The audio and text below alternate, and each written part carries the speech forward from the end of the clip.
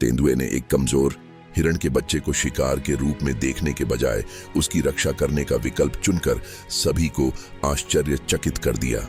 इस असाधारण कार्य ने जंगली जानवरों की जटिल प्रकृति को प्रदर्शित किया।